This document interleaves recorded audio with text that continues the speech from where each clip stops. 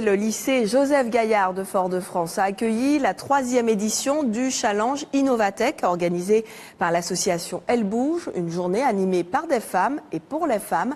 Des lycéennes et étudiantes de 4 établissements de Lille, toutes en filière scientifique, ont pu confronter leurs idées innovantes encadrées par des professionnels des métiers de l'ingénierie. 7 entreprises partenaires ont coaché des jeunes femmes qui se sont mises dans la peau d'ingénieurs le temps d'une journée. L'idée suscitait davantage de vocations dans les secteurs technologiques et numériques en manque de représentation féminine. Écoutez les témoignages recueillis par Marie Tricot et Céline Chalonneau. Nous travaillons sur la thématique médecine du futur et nous essayons de répondre à des problèmes tels que la désinfection au bloc opératoire ainsi que la pollution engendrée par le nombre de gants usagés et jetés régulièrement. L'idée des gants qui se mettent tout seuls sur les mains, c'est peut-être pas forcément de la science-fiction uniquement. On pourrait vraiment travailler là-dessus et résoudre des enjeux actuels. C'est la 2e fois que je participe parce que j'ai vraiment apprécié la première fois. Ça nous permet d'aider aussi ceux qui veulent s'orienter, mais aussi de rencontrer des professionnels qui travaillent déjà dans le milieu de la science, de l'ingénierie.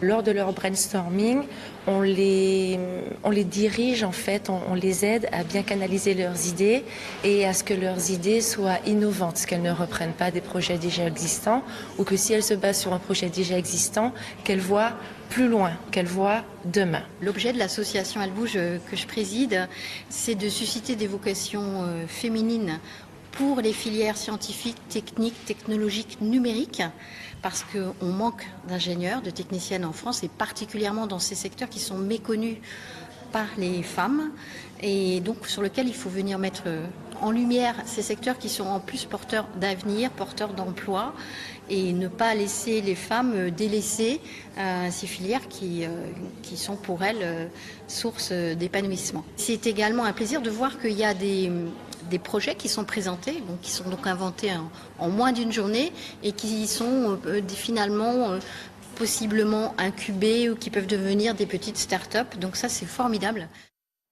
Et j'ajoute que l'équipe victorieuse représentera sa région lors de la finale nationale prévue le 19 mars prochain à Bercy.